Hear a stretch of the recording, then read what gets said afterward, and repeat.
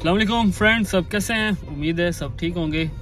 तो आज जो मैं वीडियो बना रहा हूँ ये वीज़ा के रिलेटेड बना रहा हूँ कि कोई भी इंडिया, बांग्लादेश या पाकिस्तान से या किसी और कंट्री से आना चाह रहा है तो उसको कौन सा वीज़ा लेना चाहिए। तो ये आपकी फ़ील्ड पे डिपेंड करता है कि आप किस फील्ड के हो, किस फील्ड से आपका एक्सपीरियंस है। आप एजुकेटेड बंदे हो या कोई एक्सपीरियंस नहीं है, बिल्कुल फ्रेश बंदे हो, या एजुकेशन भी नहीं है आपकी बिल्कुल भी। तो बहुत सारे लोग, जैसे कि एक तो दो लोकेशन है, जैसे कि जुबेल हो गया, यम्बो हो गया, ये दो ऐसी लोकेशन है जो इंडस्ट्रियल सिटी है। तो अगर आप कोई किसी भी फील्ड में एक्सपीरियंसड हो, जैसे कि कोई मैकेनिकल हो गया या कोई सिविल का कुछ हो गया, या फोरमैन है, सुपरवाइज़र हैं या कोई इंजीनियर हैं, तो फिर आप कोशिश कीजिए कि किसी भी मैकेनिकल फील्ड का आप ले लें। इवन आप लेबर का भी वीज़ा ले सकते हो।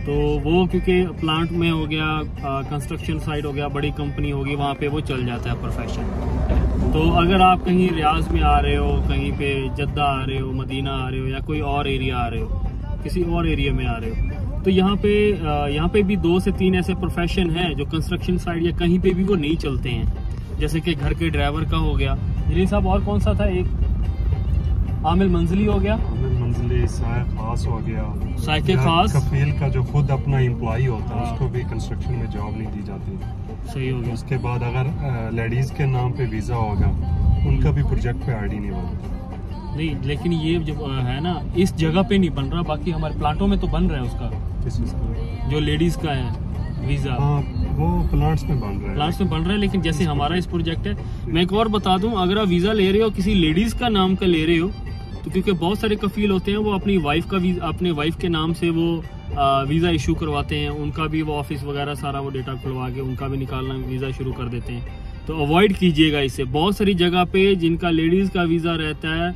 उनको भी काम नहीं मिलता है, लेकिन बहुत सारी जगह पे काम मिलता है, लेकिन बहुत सारी जगह पे नहीं भी मिलता है। तो ये भी थोड़ा अवॉइड कीजिएगा। और साइके खास हो गया, आमिल मंजिली हो गया, कफील का ऑन एम्प्लॉय हो गया कि उसके साथ ही काम करना है, उसको भी बहुत सारी जगह पे काम नहीं मिलता। घर के ड्राइवर को या कोई घर का कोई भी काम कर रहा है अफराद, उसका वीज़ा कोशिश करें मत लें मेरा भाई। बहुत सारे लोग जो बिल्कुल नए लोग हैं, जिनकी एजुकेशन भी नहीं है, किसी फील्ड में एक्सपीरियंस भी नहीं है, और वो जद्दा या इस तरह से जुबेल और यम्बो से हट के वो किसी एरिया में आ रहा है, तो वो इन वीज़ों पे आके कहीं ना कहीं कंस्ट्रक्शन साइट पे इधर उधर थोड़ा बहुत काम मिल जाता है उनको। लेकिन अगर कोई बड़ा प्रोजेक्ट है इंटरनेशनली, जिस तरह से जैसे कि अभी मुरब्बा स्टार्ट होने वाला है, एक्सपो का स्टार्ट होने वाला है, उसमें अगर कोई बड़ी, जैसे न्यूम है, उसमें बहुत सारी बड़ी कंपनी है, वहाँ पे वो प्रोफेशन नहीं चलते हैं। लोकली आप कहीं भी कोई बिल्डिंग लाइन का काम आपको मिल जाएगा, लेकिन वो दूसरा बड़ा किसी कंपनी में काम नहीं मिलेगा इन प्रोफेशन पे, अगर आप किसी भी जगह पे आ रहे हो। जैसे कि जद्दा हो गया, रियाज हो गया, इनके बंदे जुबेल में जाके काम नहीं कर सकते, क्योंकि यहाँ के लोगों को पता ही नहीं है कि कोई चैम्बर वगैरह, अजीर वगैरह, गोजी वगैरह, जो भी वेंडर कोड वगैरह या कुछ है, उनको कुछ भी, या इवन वो CR पताका कुछ भी नहीं देते, उनको मालूम भी नहीं है।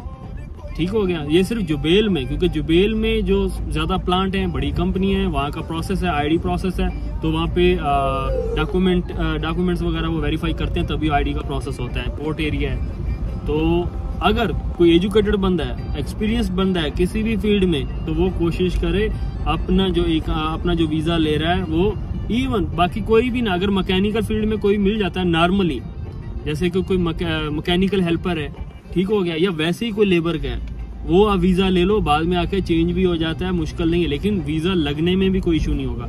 अभी जलील साहब ने अपने दोस्त को एक वीज़ा भेजा है, जो उसने सेफ्टी ऑफिसर का भेज दिया है, अब वो वीज़ा नहीं लग रहा है, पड़ा है वहाँ पे। अभी उन्होंने फिर से एजेंट चेंज कर दिया वहाँ पे, फिर से वो कोशिश कर रहे हैं कि कहीं पे और जाके लग जाए, इस्लामाबाद से लग जाए, कराची से लग जाए, तो ये भी इशू आ रहा है। अगर आप कोई वीज़ा ले रहे हो, बड़े ट्रेड का वीज़ा मत लीजिएगा, वो भी नहीं लग रहे हैं, उससे भी आप किसी ना किसी प्रॉब्लम में फंस जाओगे। उनको बोलेंगे ये चाहिए, वो चाहिए, ये चाहिए, तो वो प्रोवाइड नहीं आप कर पाएंगे। और कोशिश करें कि वीज़ा जब भी ले रहे हो आप कंफर्म करें जिससे भी ले रहे हैं कि भाई कौन सी, हाँ मैं बार बार ये बोल रहा हूँ मेरा भाई, अगर कोई एक्सपीरियंस वाला बंदा है, अगर वो एजुकेटेड बंदा है, एक तो कोशिश करें जुबेल का वीज़ा लें।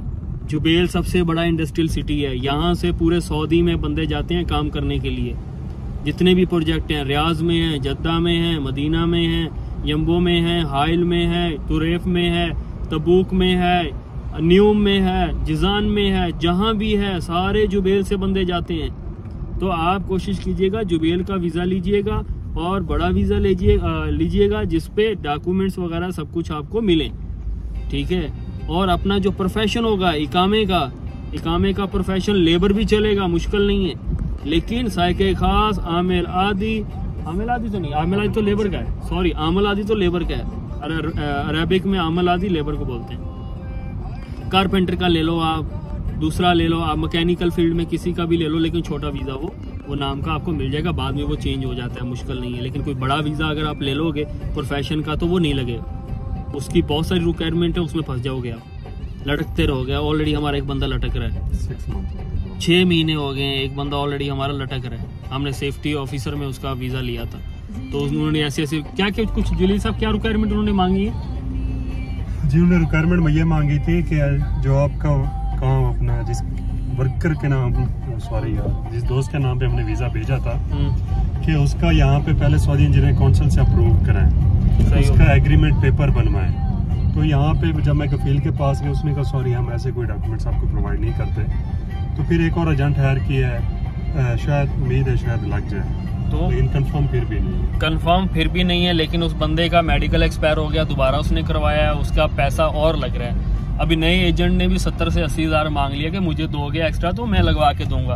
वैसे नॉर्मली जो एजेंट लेते हैं 25 हज़ार लेते हैं पाकिस्तान में सऊदी के वीज़े के लिए, उनका 25 हज़ार, कोई 20 ले रहा है, 25 या 28, इससे ज़्यादा पैसा नहीं है, ठीक है। उसने 70-80 हज़ार ज़्यादा मांगा कि मैं मुश्किल नहीं, मैं अभी कंफर्म नहीं है लगेगा या नहीं लगेगा, बहुत बात की बात है। तो आपके पास कोई भी क्वेश्चन है वीज़े के हवाले से कि आप मुझे मैसेज कर सकते हो, कमेंट्स कर सकते हो कि भाई मैं आना चाह रहा हूँ, मुझे मेरी ये फील्ड है, मैं किस जगह पे आऊँ, मुझे क्या करना चाहिए, क्या नहीं करना चाहिए, कहाँ से वीज़ा लेना, क्या सारी मैं डिटेल इंशाल्लाह आपको दे दूंगा।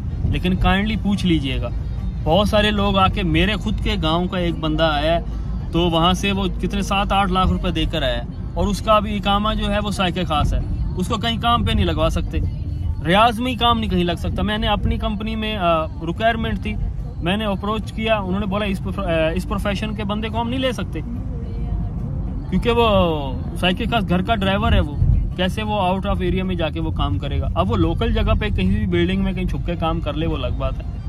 तो काइंडली इस तरह का वीज़ा मत लीजिएगा। 2-3 प्रोफेशन ऐसे हैं जिसमें वीज़ा मत लीजिएगा, कंफर्म कर लीजिएगा पहले। बहुत शुक्रिया, अपना ख्याल रखिएगा और इस वीडियो को शेयर कीजिएगा लाजिम बाकी और दोस्तों के साथ, क्योंकि बहुत सारे नए बंदे आ रहे होते हैं, अगर इन्फॉर्मेशन उनको मिल जाती है तो उनका भी फ़ायदा हो जाता है, भला हो जाता है। तो लाइक कीजिएगा, इस वीडियो को शेयर कीजिएगा, और कोई भी क्वेश्चन होगा तो इंस्टाग्राम पे आके काशी व्लॉग के नाम से मेरा अकाउंट है, वहाँ पे आप मैसेज कर सकते हो, तो इंशाल्लाह मैं आपको रिप्लाई दूंगा। कोई भी आपका क्वेश्चन रहेगा उसका मैं आंसर दूंगा आपको। बहुत शुक्रिया मेरा भाई।